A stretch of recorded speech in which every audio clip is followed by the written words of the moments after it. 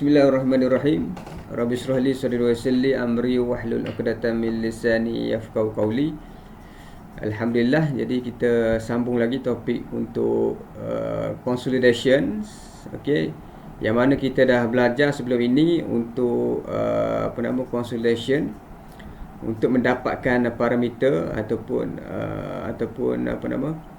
parameter di dalam consolidation. Okey, jadi sekarang ni kita akan pergi kepada topik ataupun chapter di subtopiknya adalah settlement of load on clay due to primary consolidation. Jadi kita nak belajar macam mana nak kira primary consolidation tu. Berapakah nilai primary consolidation?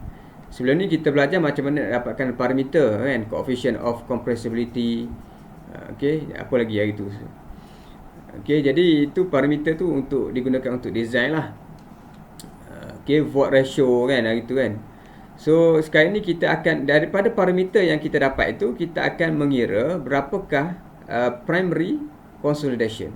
So ini adalah dia punya ni lah daripada parameter yang kita dapatkan tu seperti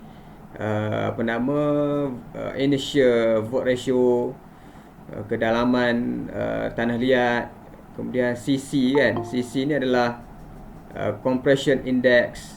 Okay. Dari benda-benda yang kita belajar sebelum ni akan digunakan untuk kita mengira primary consolidation dan juga secondary consolidation. Okay, jadi kita akan belajar hari ni fokus kepada dua benda saja, iaitu macam mana kita nak kira primary consolidation dan juga secondary consolidation.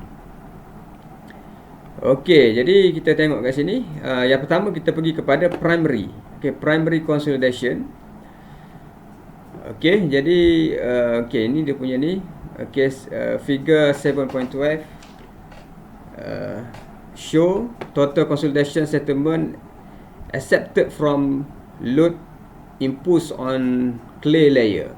Okey, sekarang ni kita tengok kat sini. Okey, ini adalah untuk S, ini adalah dia punya primary settlement. Primary settlement sama dengan initial. E0 ni adalah initial void ratio minus dengan E. E ni adalah in situ void ratio at pressure at the mid height of clay layer ataupun H. H ni H ni adalah thickness of consolidating clay layer. Okey, H ni adalah kedalaman lapisan tanah liat. Okey. E0 tadi initial void ratio, E tadi adalah in situ void ratio at pressure at the mid height of clay layer. Okey.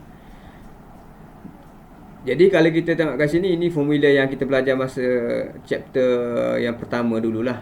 Okey, untuk solid ini, tinggi solid dia sama dengan 1 lah. Untuk ini adalah ketinggian void. Okey, HV ni adalah ketinggian void.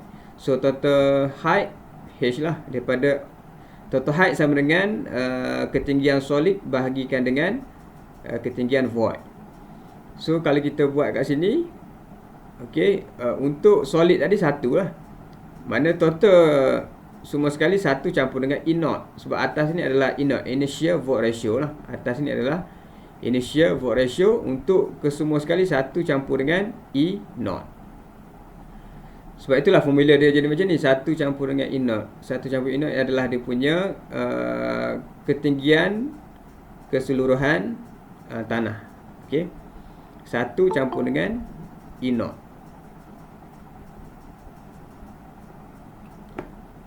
Okey, jadi kita ada juga formula menggunakan correlation CC ni. So kita boleh menggunakan untuk mengira primary settlement ini, kita boleh juga calculate dengan menggunakan formula ini, iaitu daripada correlation CC. CC ni adalah compression index. CC ni adalah compression index. Okey, jadi kita tengok kat sini apakah dia ni? P ni apa? Okey, P ni adalah total pressure acting at mid height of the consolidating clay layer. Okey. P0 ni adalah present effective overburden pressure at mid height of the consolidating clay layer. Okey, ini adalah overburden pressure. Okey, overburden pressure sama dengan Z kali dengan unit weight. Okey, kedalaman kalikan dengan unit weight, kita akan dapat overburden pressure lah, makna tekanan daripada tanah tersebut lah. P ni dia punya total pressure. Total pressure yang bertindak pada lapisan tanah liat, pada pertengahan lapisan tanah liat. Okey, manakala delta P, delta P ni adalah net additional pressure at mid height of consolidating clay layer due to the structure. So yang ni perubahan pressure ni mungkin disebabkan oleh structure yang ada di atas tanah tu. Contohnya foundation. Foundation itu dia ada dia punya density dia, sebab foundation dibuat daripada konkrit. Jadi konkrit ni dia ada weight, dia ada berat. Jadi pressure daripada overburden pressure tadi, dia akan ada pertambahan pressure daripada structure tersebut. Jadi ini kita panggil dia sebagai delta P ataupun net additional pressure at mid height of the consolidating clay layer due to the structure. Manakala CC ni adalah slope of field consolidation line ataupun yang CC ni kita panggil sebagai compression index. Okey, kemudian time rate T ni adalah time rate for settlement is calculated by following.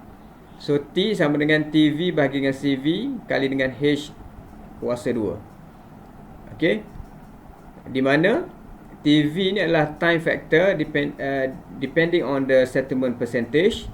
CV ni adalah settlement coefficient for the given total pressure. H ni adalah thickness of clay layer. T ni adalah time taken to reach certain settlement percentage. Okay, coefficient of consolidation CV.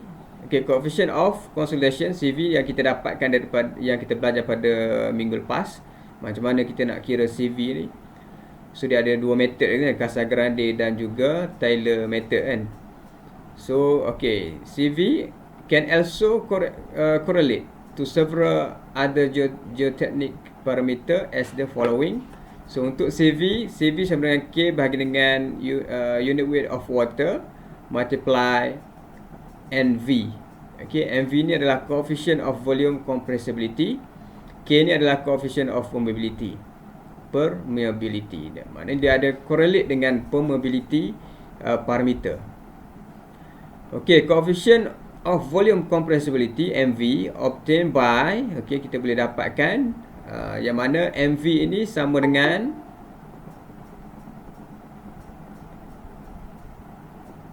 MV sama dengan AV bahagi dengan 1 campur E.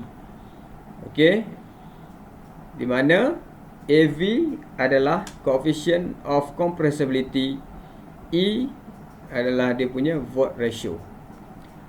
Okey, AV pula sama dengan delta E bahagi dengan delta P is the rate of change in void ratio for any change in effective pressure. Okey, jadi itu adalah untuk macam mana untuk kita mengira primary consolidation.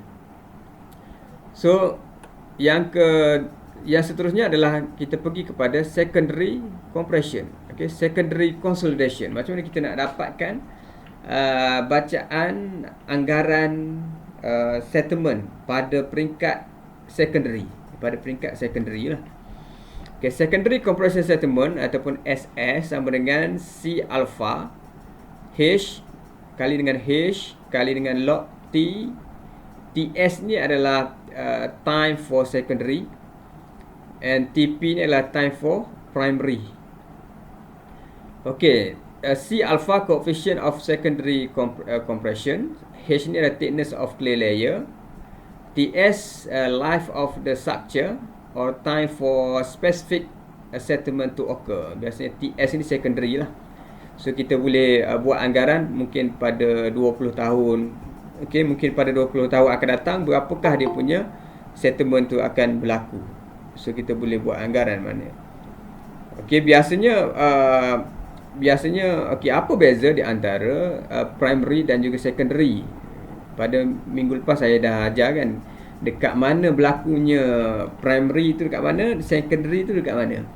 Biasanya perbezaan di antara primary dan juga secondary. Okey, untuk primary biasanya sebelum stage of construction some building. Okay, so kita akan buat treatment pada soil tersebut lah. Sekiranya kita construct building on the soft soil, so we need to treatments which is we use the vertical drain to flow out the water from soil. Jadi kita kena keluarkan air di dalam tanah tersebut. Okey, apabila air keluar, macam kita consolidation proses ini adalah proses untuk mengeluarkan air di dalam tanah. Okey, jadi apabila kita menggunakan PVD, fabricated vertical drain tadi, dia akan bantu proses pengeluaran air di dalam tanah. Okey, apabila air keluar daripada tanah, so dia akan berlakunya settlement terhadap tanah tersebut. Okey, sehinggalah habis settlement itu habis. Dalam masa 6 bulan. Kalau kita pakai PVD ni biasa 6 bulan dia dah habislah settle tu. Mana settlement tu dah constant, dia punya value of settlement tu dah constant. Okey, jadi apabila constant, selepas 6 bulan itu kita panggil sebagai primary consolidation. Maknanya dia dah selepas 6 bulan dia dah tak nampak dah dia punya penurunan tanah tersebut. Tanah tu dah tak boleh press lagi. Maknanya dia tidak berlaku settlement lagi. Dia dah constant. Okey. Jadi itu kita panggil sebagai primary before construction. So kita buat treatment, so dia dah habis dia punya settlement, iaitu kita panggil sebagai primary. Okey, secondary pula. Secondary ni biasa berlaku after finish construction. After finish the construction lah. Dah siap construction, mungkin 20 tahun akan datang, mungkin dia akan berlakunya secondary settlement. Because of why the settlement occur.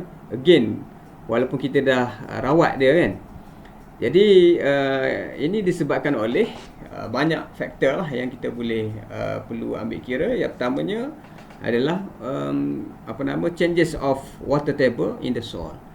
Mana berlakunya perubahan water table di dalam tanah tersebut menyebabkan tanah tersebut telah pun berubah dia punya unit weight dia lah. Dari segi dia punya strength dia akan berubah lah. So dia mungkin akan berlakunya settlement kali kedua. Jadi ini kita panggil sebagai secondary consolidation.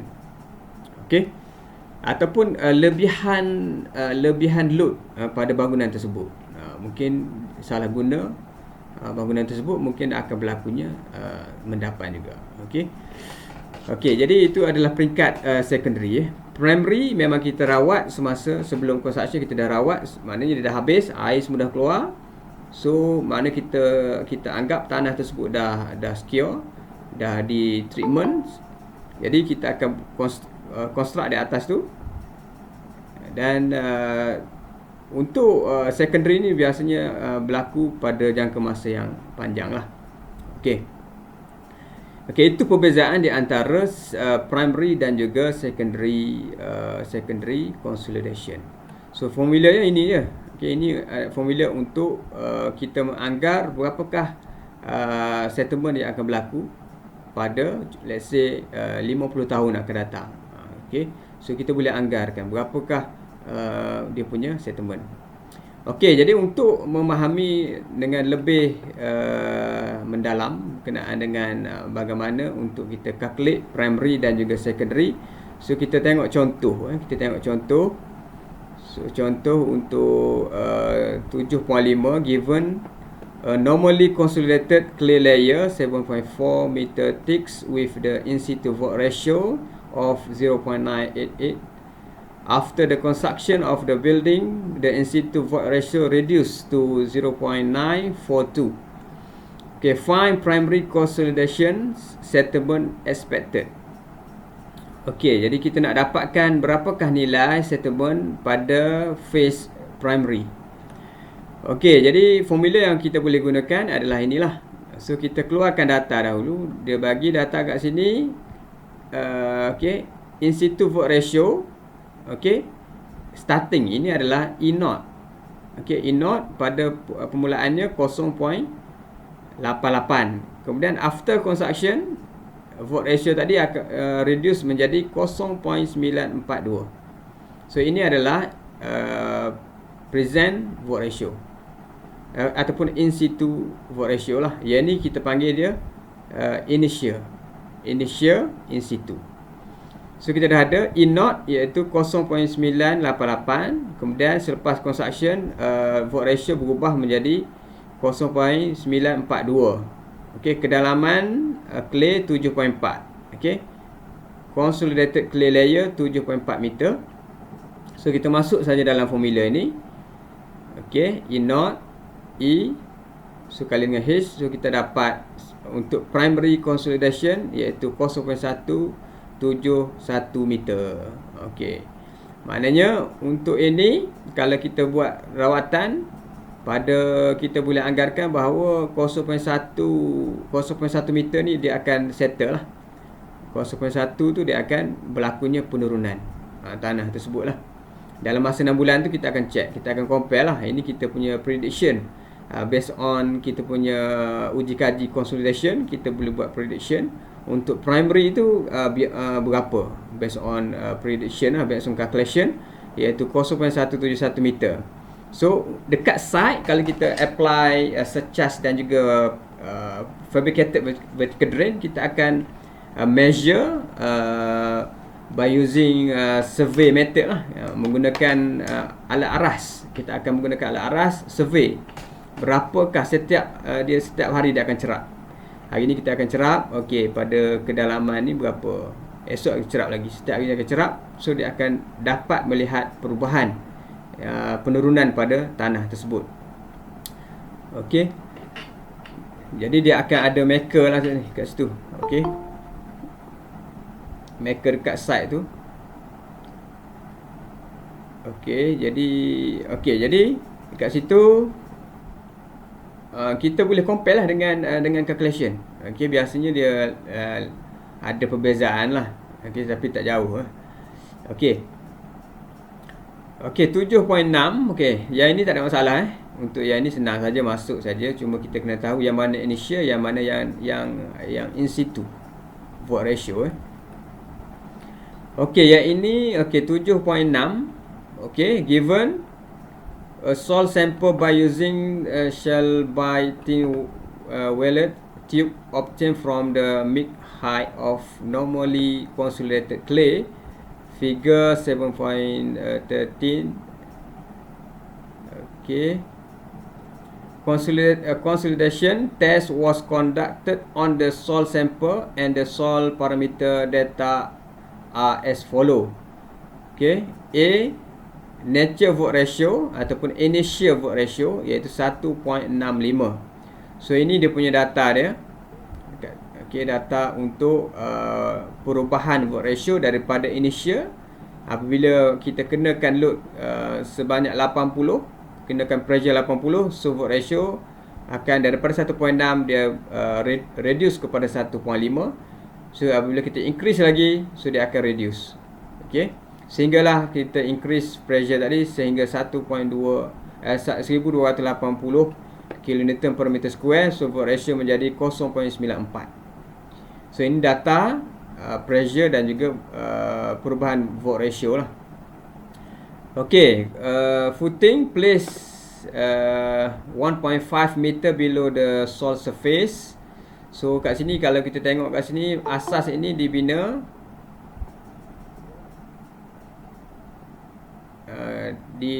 pada kedalaman 1.5 daripada soil surface. Okey, SZ load Okay, 2500 kilonewton, which include column, load, footing, weight and weight of soil bed fill. So untuk SZ load ini 2500 ini maksudnya load termasuklah load di atas ini, dekat sini. Load kat sini dan juga dah campur dengan berat asas ini.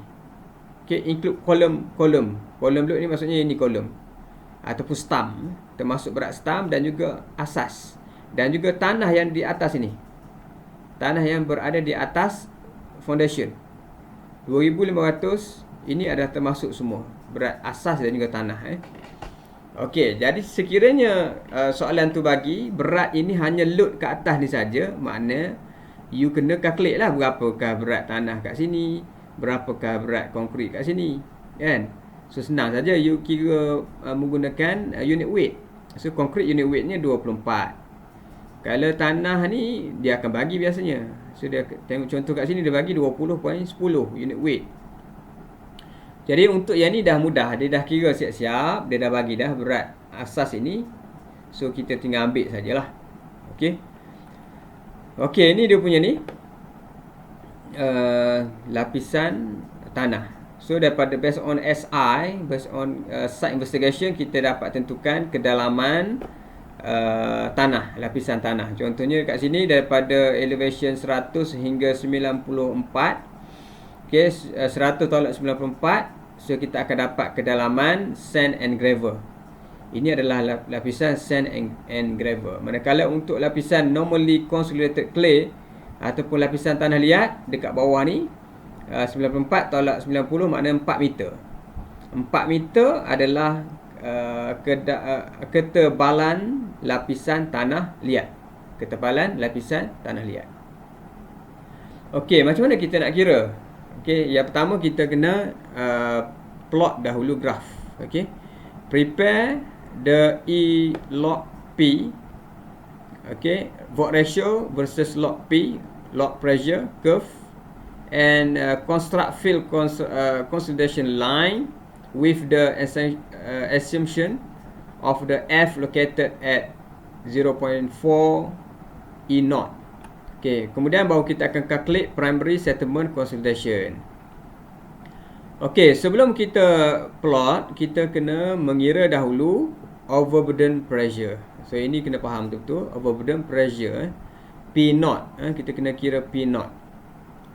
Okay. Jadi okay, kalau kita tengok kat sini 20 kali dengan 100 tolak 97. Okey, kemudian 20.1 tolak dengan 9.81 kali dengan 97 tolak 94. Ini kenapa? Okey. Overburden pressure adalah, apa maksud overburden pressure? Okey, overburden pressure ni sebenarnya kita nak dapatkan pressure tanah daripada permukaan ini. Okey. Daripada permukaan, daripada sini sampailah ke tengah lapisan mid layer of clay kat sinilah. Okey. Insya-Allah. Sehingga di tengah-tengah sinilah kita buat garisan tengah sikit. Okey.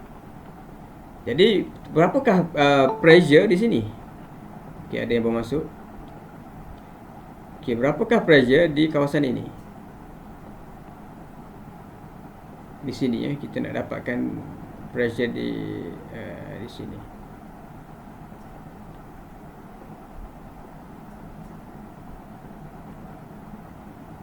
Macam mana ni?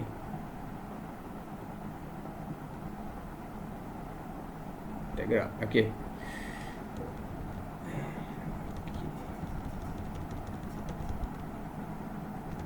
Okey, kat sini pressure kat situ.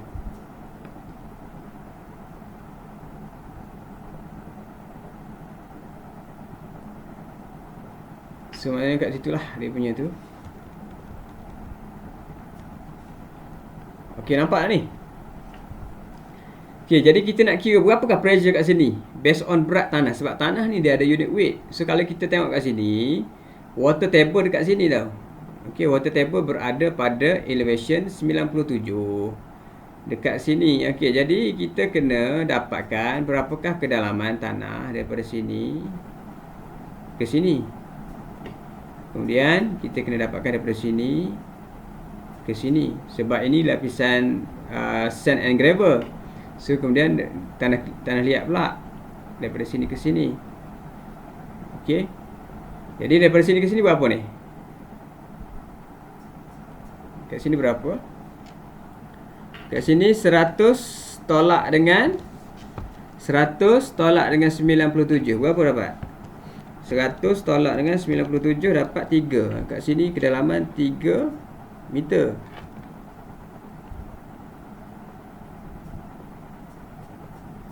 So ini 3 meter Okey. So kita tengok kat sini pula. Kat sini berapa? Kat sini 97 tolak dengan 94. 97 tolak 94. Dapat apa? 3 juga. 3 juga kan. So kat sini berapa? 2 lah. Yep. So kat sini 2. Sebab 94 tolak dengan 90. Jadi dapat 4. 4 bagi 2. Dapat 2 lah. Sini 2 Ataupun ini elevationnya 92 kan. Okey, 2. Okey, jadi kita nak dapatkan. So kita boleh kira lah kat sini based on ni. Okey, untuk lapisan yang ini, lapisan yang 3 yang pertama ini, dia tidak ada air. Sebab water table kat sini. Water table kat bawah ni, nampak water table ni. Jadi 3. Okey, untuk overburden pressure. Okey, untuk overburden pressure, kedalaman kali dengan unit weight. So unit weight ini 20. So 3 kali 20.1 dapat untuk sampai sini je. Okey, campur dengan 3 kali dengan unit weight dia ini 20.10. Tetapi under water table. So apabila under water table, kita kena tolak dengan unit weight of water. So 3 kali dengan 20.10 tolak dengan 9.81. 9.81 tu adalah unit weight of water. Okey, campur dengan 2 kali dengan 96 tolak dengan 9.81. Sebab tanah ni pun clay ni pun under water table juga. Okey, itu maksud yang so kita akan dapatlah pressure kat sini. So kita tengok dia punya calculation. Okey, nampak kat sini. Okey, lapisan pertama tadi 100 hingga ni 3 meter 100 hingga 97 ni yang tidak ada air 20 unit weight tanah kali dengan 3 meter kedalaman yang tidak ada air tu. Okey, campur dengan yang ada air ni, kita kena tolak unit weight tanah tolak dengan ada air, tolak dengan kali dengan kedalaman tanah yang kedua untuk sand and gravel. Kemudian campur dengan untuk lapisan tanah liat. Lapisan tanah liat unit weight dia 16.96 tolak dengan 9.81 unit weight of water kali dengan 2 ataupun 94 tolak 90 bagi 2 dapat 2 juga. 2 ni adalah yang tadilah lapisan tanah liat pada tengah-tengah. So campur semua, kita dapat 106 kN per meter square untuk mendapatkan yang kita panggil sebagai overburden pressure ataupun P0. So settle untuk P0. Saya rasa clear kat situ. So ini E0 dah tahulah kan, E0. So 0.4 kali dengan E0 dapat 0.66. So kita akan plot graph. So kita plot graph dapat macam ni lah. Volt ratio lawan dengan pressure P log. Pressure log. Inilah dia punya data tadi. Okey, cuma P ni kita buat dalam semi log. So bila kita plot, kita akan dapat garisan graf ini. Dan kita akan buat satu lagi field consolidation line, iaitu tangent daripada bawah ni, tangent, so naik ke atas. So kita dah dapat tahu untuk E0 iaitu 1.65. So kita buat satu garisan putus-putus kat sini. Kemudian untuk P0 overburden pressure ataupun current pressure 106 daripada sini naik atas. So dia akan bersentuh di sini. So bersentuh dekat sinilah, biasanya dia akan sama dengan inertia vote ratio lah biasanya. Okey, biasanya dia akan sama dengan inertia vote ratio. Okey, kemudian ini adalah total pressure. The total pressure nanti kita akan kira kemudian. So ini dia punya graf tadi. Okey, semua kita kena dapatkan dia punya field consolidation line ni untuk kita mendapatkan vote ratio pada total pressure ni. Okey, pada current pressure kita dah dapat, iaitu sebab dekat E0, tetapi pada total pressure kita belum dapat lagi. So apabila kita dah, contohnya let's say kita dah dapat tahu dia punya total pressure ni 130. So daripada sini bawah ni pressure, pasti X ni adalah pressure. So awak cari 130, unjukkan ke atas, sentuh dekat garisan field consolidation line. So kita akan buat projection pada paksi Y. So kita dapat 1.6 vote ratio untuk total pressure adalah 1.6. Okay. So daripada situ baru kita boleh kira dia punya primary consolidation. Okay, tak apa, kita tengok lagi, boleh siap lagi. Okay, jadi yang kedua, effective weight of excavated soil. So jadi kita kena kira juga dia punya effective weight untuk tanah yang excavate. Tanah excavate ni maknanya bersamaan dengan kedalaman foundation tadi. Foundation tadi ditanam pada 1.5. Jadi kita kena dapatkan dia punya effective weight. Okay, effective weight, unit weight kali dengan kedalaman juga. Sebab effective weight itu dia punya pressure juga. Pressure pada sini lah. Pressure dekat sini. Antara sini pressure dekat sini lah. Daripada sini ke sini. Sebab kat sini ada tanah. So kita kali 1.5 kali dengan unit weight tanah tersebut. So kita dapat effective weight of excavated soil. Okay, 20.1 kN per meter cube kali dengan kedalaman asas tadi 1.5. Kedalaman foundation tadi lah. So kita dapat untuk effective weight tadi 30.15. Okay, untuk net consolidation pressure at footing base, okay, ataupun QNet. Okay, QNet ini, okay, daripada berat tadi, daripada working load, daripada structure tadi, transfer kepada foundation, campur dengan berat foundation, campur dengan berat tanah, backfill semua, iaitu 2,500 kN, bahagikan dengan area foundation tersebut. Yang mana foundation tadi 3 kali 3. So barulah kita tolak dengan effective weight of excavated soil. Kita tolak kan dengan ini 30. So kita akan dapat QNet. Okay, net consolidation pressure at footing base. Okay, tolak. Okay, pressure daripada asas tolak dengan effective weight of excavated soil. So kita akan dapat QNet. Kita akan dapat QNet sebanyak 248 kN per meter square. Okay, dah dapat QNet. So kita akan kira pula influence factor. Okey, jadi asas tadi 3 kali 3, so 3 kali dengan 3. So dia punya pressure tadi kita anggap berada di tengah lah. Kita anggap pada center line. Jadi apabila center line kita kena bahagi kepada 4 bahagian. Okey. Mana dia punya point, dia punya centralized of load tadi dekat tengah-tengah lah. Okey, jadi kita bahagi 2 lah. Jadi 1.5 lah. 1.5 kali dengan 1.5 untuk bahagian sini lah. Okey, jadi kita buatlah MZ. M kali Z sama dengan 1.5. Kalau M sama dengan 1.5 bahagi dengan Z. Okey, M ini kita kena ingat, M ini adalah bahagian yang paling pendek, N bahagian yang paling panjang. So ini asas ni dia sama panjang semua, 3 kali 3. Jadi tak kisahlah kita ambil mana-mana, sebab dia sama panjang kan. Jadi Z dia untuk tanah liat ini kita akan Z ini adalah kedalaman start daripada bawah asas ke tengah-tengah lapisan tanah liat.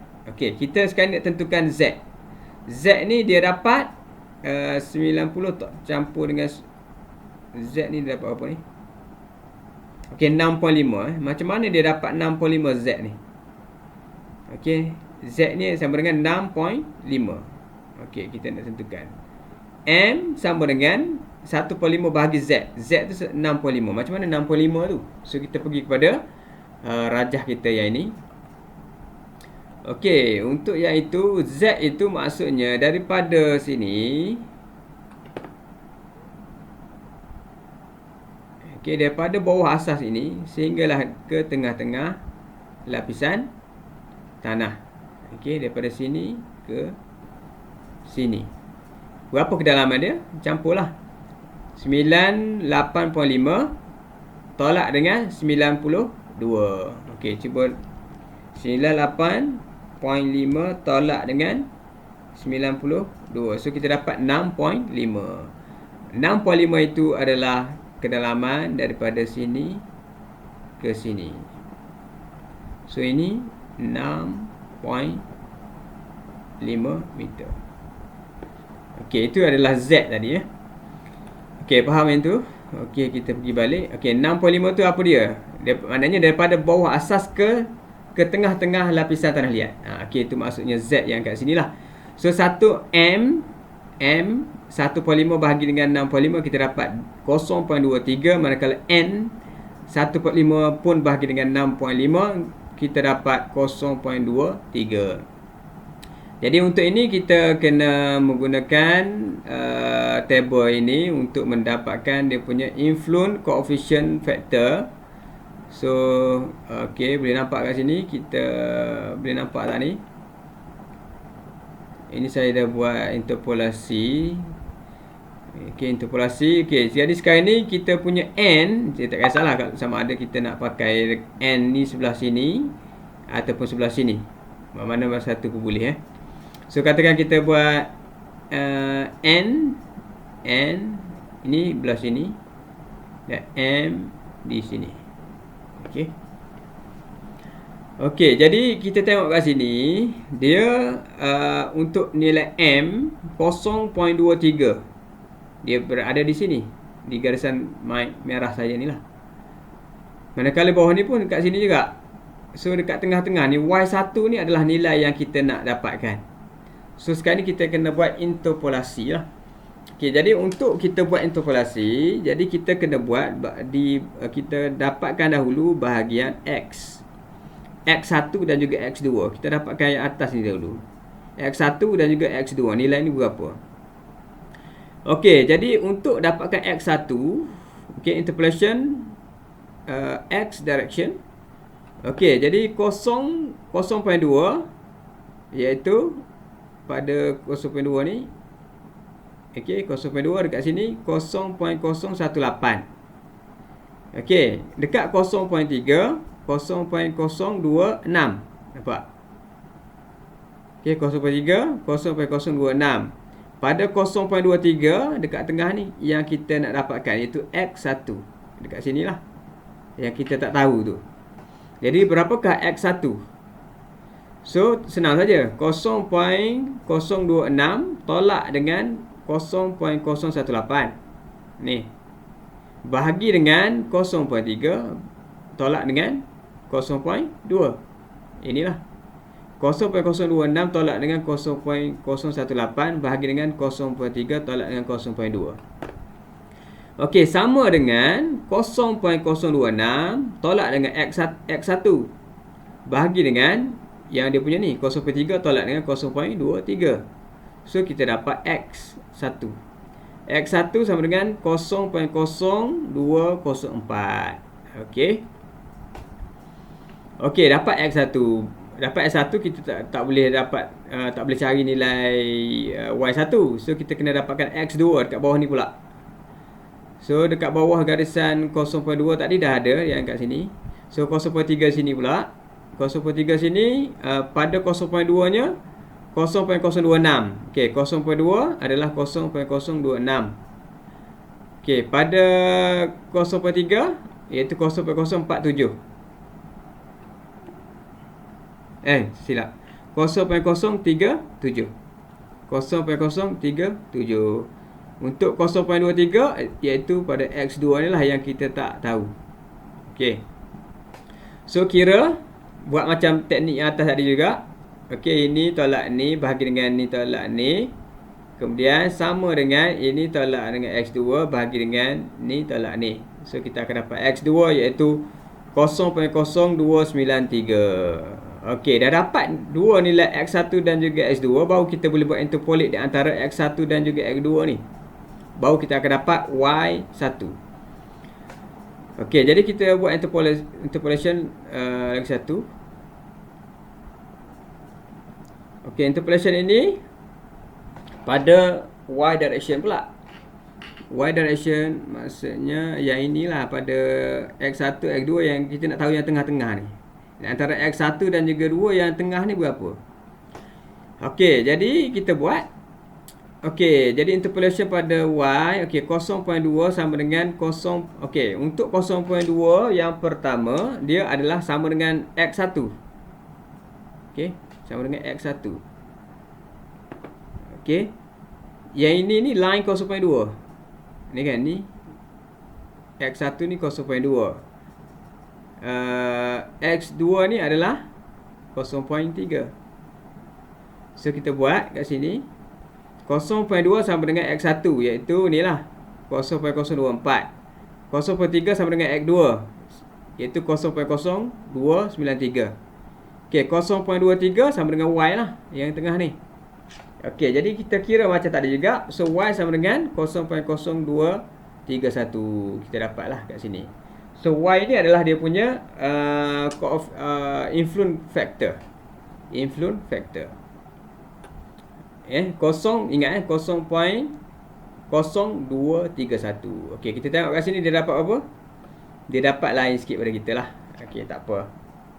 Okey, stress influence coefficient dia dapat 0.024 by interpolation. Okey, jadi tak apa. Saya rasa okey. Saya rasa saya punya betul lah. Okey, jadi tak ada masalah tu. Jadi interpolation macam itulah caranya. Okey. Ataupun kita boleh menggunakan figure 7.17 untuk mendapatkan influence factor. Yang ni yang chapter yang 4 hari tu yang saya ajar itu kan. Okey, kita pergi kepada figure yang ini. Figure 7.17 tu. Okey, yang ni Okey, yang ni dia 0.23. 0.23 kat tengah-tengah lah. Okey, kita buat satu garisan naik atas. Kemudian kat sini pula N ataupun M 0.23 pun tengah-tengah kan, tengah-tengah. So kita silang.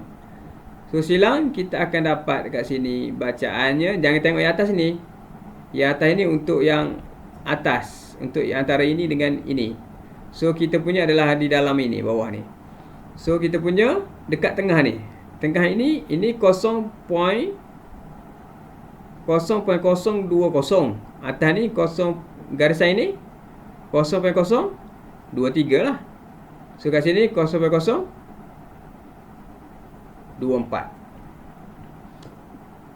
23, 21, 2 gitulah kot. Okey, lebih kurang situ lah. So kita dapat dekat sini. So garisan hitam ni, garisan hitam ni berapa? Lebih kurang 0.023 lah macam kita dapat tadi. Okey, jadi kita dah compare dengan menggunakan figure dan juga table ni sama, lebih kurang sama. So okey lah. Itu menggunakan untuk cara kita dapatkan influence factor lah. Okey. Jadi okey, ada pertanyaan tak untuk influence factor ni? Interpolation tadi?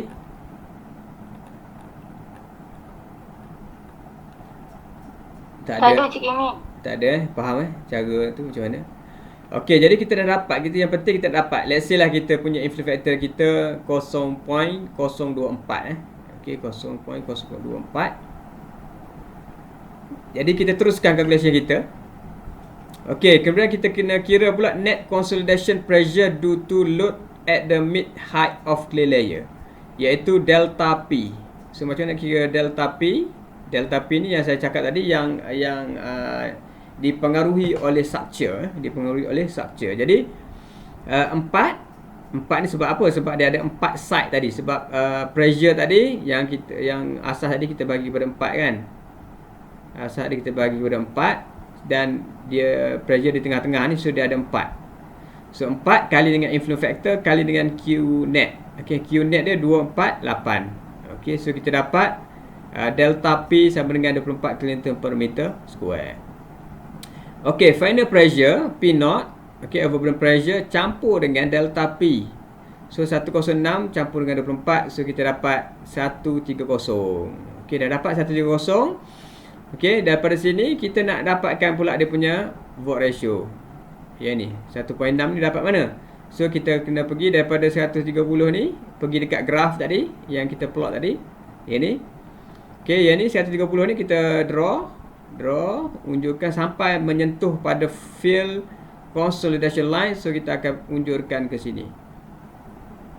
So kita unjuk kat sini, kita dapat 1.6 lah. So volt ratio untuk total pressure 1.6. Okey, dah dapat 1.6. Okey, initial volt ratio 1.65 kita dah tahu. Okey, P pun kita dah tahu 130. So H kedalaman tanah liat tadi 4. So kita masukkan dalam formula ni lah. Masuk dalam formula untuk mendapatkan primary settlement. Okey, masukkan E0 1.65, E tadi 1.6. Okey, 1 campur dengan 1.65 kali dengan 4. So kita dapat anggarkan untuk primary consolidation untuk tanah tersebut sebanyak 0.075 meter ataupun 7.5 cm. Okey, settle untuk yang tu. Okey, faham ke kat situ? Okey, panjang betul. Okey, kita pergi kepada example 7.7. Lebih kurang macam tadi juga kita buat. Cuma nanti cuma untuk dia punya primary tadi, primary consolidation settlement, kita akan menggunakan correlation CC ataupun compression index, itu saja. Yang lain samalah. So kita tengok kat sini dulu. Okey, apabila ni dia bagi kat sini saiz asas 3x6. Kemudian dia punya exact load atas tu 5400 kN termasuk structure, footing dan juga backfill. Okey. Kemudian in situ volt ratio E0 sama dengan 1.3. Kemudian CC dia bagi 0.68. So kira primary consolidation settlement pada lapisan tanah liat. Okey, apabila soalan ni, jumpa soalan ni je, awak kena tentukan dahulu kedalaman. Contohnya yang ini yang ada air kan, yang ada air berapa kedalaman dia? Yang ada air, yang tak ada air 2 meter, yang ada air 6 meter. Ini untuk lapisan tanah sand and gravel. Sand and gravel kita bahagi kepada dua lah. Yang satu yang tak ada air, satu yang ada air. Ini untuk mengira overburden pressure lah. Okey, kemudian kita kena dapatkan kedalaman tanah liat. Kedalaman tanah liat 6.4. Okey, ini saya dah kira siap-siap lah ni. 192 tolak dengan 185.6 dapat 6.4. So tengah-tengah lapisan ni 3.2. Okey, 3.2. Kemudian yang ini kedalaman daripada sini 3.5. Daripada sini, daripada bawah asas ke tengah-tengah ni 6.7. Ini Z Okey, yang ni daripada sini ke sini 2.5. Saya dah kira siap lah. Okey, cara kira dia ni lah, elevation top tolak dengan elevation bottom. Okey, kemudian kita kira lah overburden pressure macam biasa lah. Overburden pressure tadi kita kira apa ni? 2 kali dengan 19.83. Kenapa? Sebab ni 2 kali dengan 19.83 campur dengan 2.5 kali dengan bukan 2.5, 6 daripada sini ke sini 6 kali dengan 19.83 tolak dengan 9.81 sebab dia ada air lah, sebab ada air kat sini. Okey, campur dengan kedalaman tanah liat pula. Tanah liat bagi 2 lah, 3.2 3/2 kali dengan unit weight tanah liat ni 17.10 tolak dengan 9.81. Okey, so kita dapat overburden pressure 123.11 kN per meter square. Okey, settle untuk P0. Okey, kita pergi pada effective weight of excavator. So yang ni kita tengok kedalaman asas tadi, dia tanam pada berapa kedalaman. Okey, kedalaman asas silap ke ni? Okey, kedalaman asas 2 campur dengan 2.5. 2 campur dengan 2.5 4.5. Kedalaman asas 4.5. Tetapi kita kena pecah kepada dua bahagian sebab yang 2 ni tidak ada air. Yang 2.5 bawah ni ada air. Jadi sebab itulah kita buat macam ni. 2 kali dengan 19.83 campur dengan 2.5 kali dengan 19.83 tolak dengan 9.81. So kita dapat effective weight of excavate soil 64.71. Okey.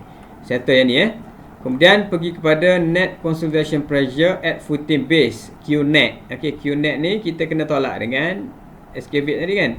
Okey, Qnet sama dengan SZ load tadi bahagi dengan area asas tolak dengan effective weight excavate soil. So kita dapat 35.25 kN per meter square. Kemudian kita dapatkan dia punya influence factor. Okey, influence factor. So asas tadi 6 kali dengan 3. 6 bagi 2 3 lah. Dan 3 bagi 2 1.5. So kita anggap di tengah-tengah ni dia punya pressure di tengah-tengah. So dia ada 4 bahagian. Jadi M ini ya bahagian yang paling pendek iaitu 1.5 lah. Okey, MZ sama dengan 1.5. M sama dengan 1.5 bahagi dengan 6.7. Kenapa 6.7? 6.7 ni adalah kedalaman daripada bawah asas ke tengah-tengah lapisan tanah liat ataupun kat sinilah. Ni 6.7 ni. 6.7 daripada bawah asas ke tengah-tengah lapisan tanah. Okey. Iaitu 6.7. Mana tadi? Okey, jadi kita dapatkan M.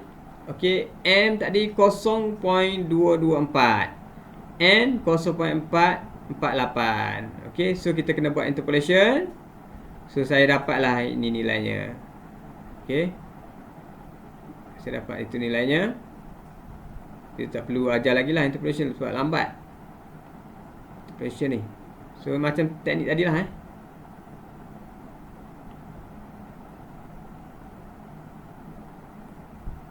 So ini kita akan pakai nilai ni. So itu adalah dia punya influence factor. Okey, dah dapat. Okey, dah dapat, kita dapatkan delta P. Okey, delta P 4 side ni, 4 bahagian ni. 4 kali dengan influence factor iaitu 0.0395 kali dengan Qnet. Okey, Qnet yang ni lah 235.29. So kita dapatlah delta P 37.18 kN per meter square. Kemudian barulah kita boleh kira dia punya final pressure ataupun total pressure. Okey, P0 campur dengan delta P. P0 123.11 campur dengan 37.18. So dapat 160.29. Dah dapat yang ni barulah kita boleh kira primary settlement dengan menggunakan formula correlation between compression index CC.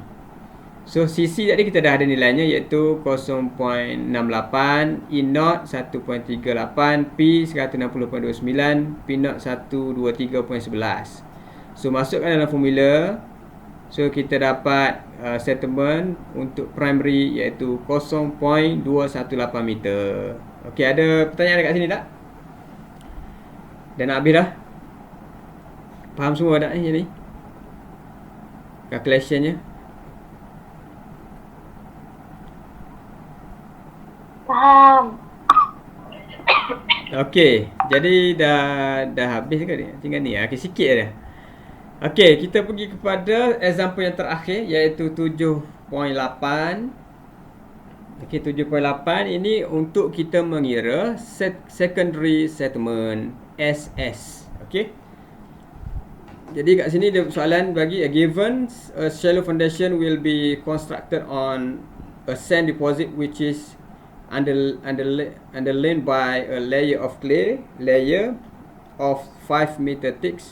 Natural water content found to be 80%, and primary consolidation and in 10 years. Okay, untuk primary ni dia menggunakan method tradisional, maknanya tidak menggunakan PVD. Jadi mengambil masa selama 10 tahun. 10 tahun baru habis settlement untuk primary.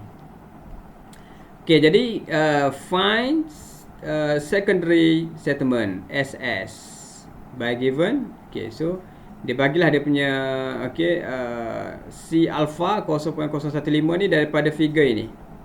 Based on water content, so kita boleh dapatkan C alpha. Okay, kita tengok water content 80. Okay, water content 80 unjurkan pada garisan average. So kita akan dapat dia punya C alpha iaitu 0.015. So C alpha kita dapat 0.015 based on figure 716. Okey, TS ni adalah secondary specific time untuk secondary settlement. Kita anggarkan pada 50 tahun akan datang, berapakah settlement akan berlaku pada bangunan tersebut. Manakala untuk TP ni adalah untuk primary, ya, untuk primary consolidation. Okey, primary consolidation 10 tahun. P ni primary lah, S ni secondary. Okey, dia nak anggarkan pada 50. So kita masukkanlah kat sini.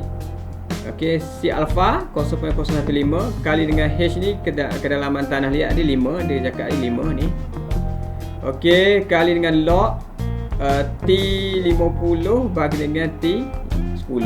50 ni secondary, 10 ni primary. So kita dapat untuk secondary yang akan datang pada 50 tahun akan datang, settlement will be 0.052 meter. Bersamaan dengan berapa ni? Berapa cm ni? 1 berapa cm? Meter kepada mm 1000 lah.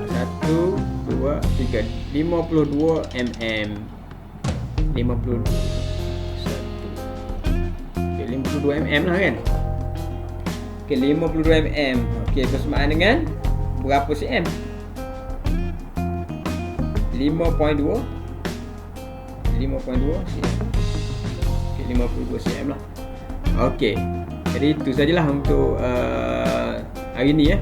So hari ni kita belajar macam mana nak kira primary settlement dan juga secondary settlement based on parameter yang kita dapatkan daripada analisis uji kaji consolidation test. Daripada uji kaji consolidation test tu kita dapat parameter seperti CV, CC, daripada yang benda itu void ratio. So kita dapatkan parameter itu untuk kita anggarkan primary consolidation dan juga secondary consolidation. Okey, jadi itu saja untuk hari ini. Okey, ada apa pertanyaan? So okey, jadi tutorial 7 ni bolehlah buat latihan. Okey, boleh buat latihan. So tak payah hantarlah, buat latihan je lah. Buat latihan. Saya rasa lepas habis ni kita ada, sepatutnya kita habis sampai pukul 1. So bolehlah awak buat untuk yang ni untuk S1 ni sampai pukul 1 Okey, dah habis untuk chapter ni. So insya-Allah nanti minggu depan kita akan masuk kepada chapter shallow foundation. Okey. Okey, jadi untuk ada apa pertanyaan tak? Tak ada apa Senyap Faham tak ni semua ni? Ya, okey, kalau gitu okeylah kot. Kita stop kat sini lah. Jadi untuk hari ni setakat ni saja. Wabillahi taufiq wal hidayah. Assalamualaikum warahmatullahi wabarakatuh. Waalaikumsalam warahmatullahi wabarakatuh.